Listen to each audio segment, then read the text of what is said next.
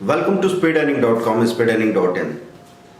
दोस्तों, stock market trading हो या आप कमोडिटी में ट्रेड कर रहे हो, फॉरेक्स में ट्रेड कर रहे हो, जब भी आप ऑनलाइन इंट्राडे ट्रेडिंग करते हैं तो कई बार आपको आपकी उम्मीद से बहुत ज़्यादा प्रॉफिट मिलता है और आप उसको बुक कर पाते हैं कि नहीं, ये सवाल है। फिर कई बार ऐसा होता है कि आपको लॉसेज होते हैं, छोटे छोटे लॉसेज, और बाद में कई बार बहुत बड़े लॉसेज हो जाते हैं। तो हम यहाँ पे ये बात करना चाह रहे हैं कि छोटे से लॉसेस में कंट्रोल करना कैसे सीखें, कम से कम लॉस में एग्जिट करने का क्या तरीका है। तो कुछ एक प्रिंसिपल्स हम आपको यहाँ पे बता रहे हैं, उन पे ध्यान रखें आप सबसे ज़्यादा। पहला प्रिंसिपल ये है कि जब भी आप ट्रेड करते हैं तो हो सकता है आपने 2-3 पोजीशंस बना के रखे हो। ऐसा हो सकता है कि आपने एक स्टॉक को खरीद के रखा है जो कि काफ़ी स्ट्रांग दिख रहा था, दूसरे स्टॉक को शॉर्ट सेल करके रखा था जो सबसे ज़्यादा वीक दिख रहा था। लेकिन सपोर्ट किसको मिलेगा? अगर निफ्टी ऊपर चल के जा रही है तो बाइंग को सपोर्ट मिलेगा, सेलिंग को उतना नहीं मिलेगा। अगर निफ्टी या सेंसेक्स लुढ़क के नीचे जा रहे हैं तो सेलिंग को सपोर्ट मिलेगा, बाइंग को उतना सपोर्ट नहीं मिलेगा। तो ऐसी स्थिति बन सकती है कि आपको किसी वक्त ऐसा नज़र आ रहा है कि आपको 800 रुपये एक तरफ मिल रहे हैं और दूसरी तरफ 600 रुपये, 600 रुपीज़ का लॉस है। मतलब आपका जो नेट प्रॉफिट है वो 200 रुपये है, जो कि कुछ खास नहीं है। ऐसे में गलती क्या होती है, हम वो 800 रुपीज़ का प्रॉफिट बुक नहीं करते और ये 600 रुपये का लॉस भी कंट्रोल नहीं करते। बैठ के हमने थोड़ी देर और वेट किया तो सीन चेंज हो गया, 800 से प्रॉफिट घट के -500 रह गया और इधर 600 का जो लॉस था वो बढ़ के 1000 हो गया। तो आपको M2M दिखने लगेगा -500, जो +200 दिख रहा था वो कितना हो गया? -500। तो हमेशा ध्यान रखना, जब आप बहुत सारी पोजीशन बना के चल रहे हैं ना, तो आपको बीच बीच में सबसे पहले तो लॉस को कंट्रोल करने की प्राथमिकता रखिए। लेकिन लॉस को जब आप पूरा कंट्रोल करते हैं तो ये हादसा हो सकता है कि 100 शेयर मैंने खरीदे थे, एकदम से वो लॉस में जाने लगा, मैंने पूरे 100 शेयर स्क्वायर अप कर दिए। मतलब 100 शेयर खरीदे थे, 100 बेच दिया, 0 नेट पोजीशन है। फिर अचानक वो पलट के भागने लगा तो मुझे बड़ा नुकसान भी होगा, साथ में पछतावा भी होगा कि जो शेयर बढ़ के ऊपर जाने वाला था मैं उससे पूरा निकल गया। इसलिए एक सही तरीका हमको ये लगता है कि आप लॉस को भी थोड़ा थोड़ा बुक कीजिए, प्रॉफिट को भी थोड़ा थोड़ा बुक कीजिए। आपको जहाँ प्रॉफिट हो रहा था वहाँ 100 शेयर में से आपने 50 या 70% शेयर बेच दिए, जहाँ आपको लॉस हो रहा था वहाँ पे 50 या 70% शेयर बेच के लॉस बुक कर लिया। अब स्थिति आपके थोड़े कंट्रोल में है। अगर एकदम से और आगे जाता है फायदे वाला शेयर तो आपको ज़्यादा फायदा मिलेगा। अगर लॉस वाला शेयर एकदम पलट के ऊपर जाता है तो आपको पछतावा नहीं होगा, क्योंकि आधी क्वांटिटी में अभी भी आप हैं और कुछ पैसा आपने फ्री कर लिया है, जिससे आप उसी शेयर में या किसी और शेयर में एंट्री तो कर सकते हैं ना। तो मैं ये कहना चाहता था कि कई बार ऐसा होगा, जैसे आपको सपोज 2000 रुपये का नुकसान हो गया, जो कि आपके लिए बहुत बड़ा है। हो सकता है आपकी कैपिटल सिर्फ 50,000 रुपये हो, 2000 रुपये का माइनस हो गया, वो आपके लिए आपकी कैपिटल का 4% है, जो आप में घबराहट पैदा कर रहा है। अब बाजार में ऐसा हुआ कि उस वक्त अचानक से सेंसेक्स 600 पॉइंट माइनस चला गया। फिर दोपहर में थोड़ी शॉर्ट कवरिंग आई तो 600 पॉइंट से वो 400 पॉइंट तक आ गया। मतलब -600 पॉइंट से वो -400 पॉइंट तक रिकवर करके आया। अब वो एक ऐसा मौका हो सकता है जहाँ पे आपको अपना 2000 रुपये का माइनस जो था वो घट के दिखने लगा है सिर्फ 800 रुपये। मतलब जहाँ 2000 रुपये माइनस थे वहाँ पे आप सिर्फ 800 रुपये माइनस दिख रहे हैं। तो हमारा मन क्या कहेगा, अरे बस थोड़ा सा और मैं प्लस में आ जाऊँगा। लेकिन ये तो आपका अंदाज़ा है ना, इस पर आपका कोई कंट्रोल तो है नहीं।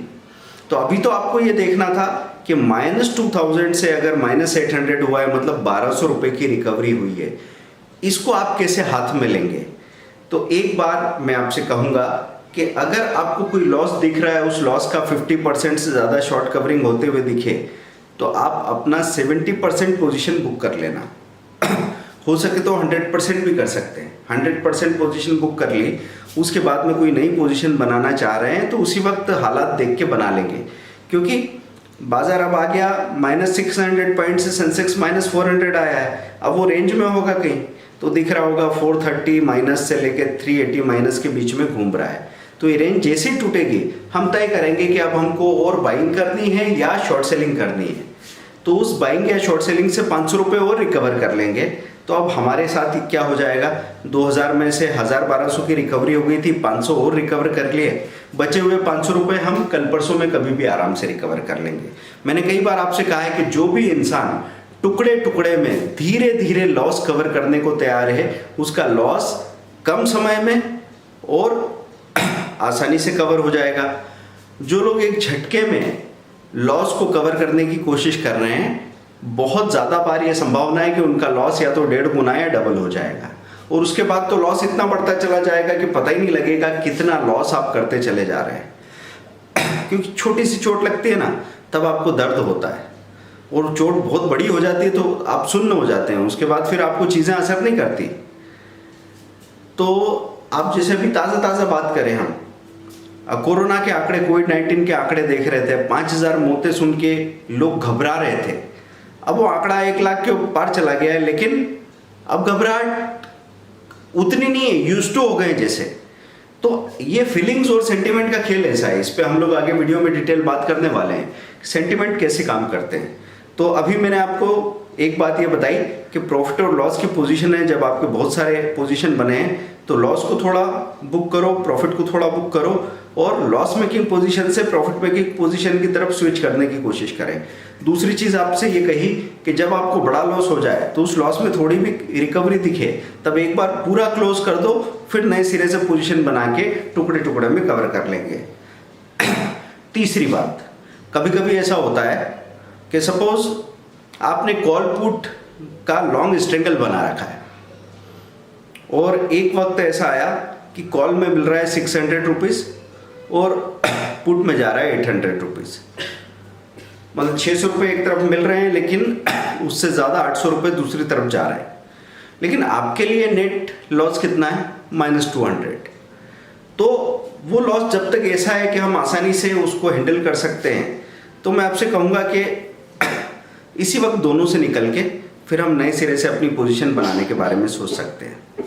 तो जब भी आप ऐसी पोजीशन बनाते हैं, तब ऐसे हाल होते हैं कि एक वक्त आपको लॉस ऐसा दिखता है जो कि बहुत बड़ा नहीं है, उसी वक्त आपको उसको कंट्रोल कर लेना चाहिए। अब इसमें ये संभावना है, ये चांसेस हैं कि आपने जो भी निर्णय लिया वो नहीं लेते तो हो सकता कुछ बार आप प्रॉफिट में आ जाते, लेकिन मुझे नहीं पता था कि मैं प्रॉफिट में आ जाऊंगा, इसलिए मेरा काम क्या है, उस सिचुएशन को कंट्रोल करना। उसको कंट्रोल करना ज़्यादा ज़रूरी है आपके लिए।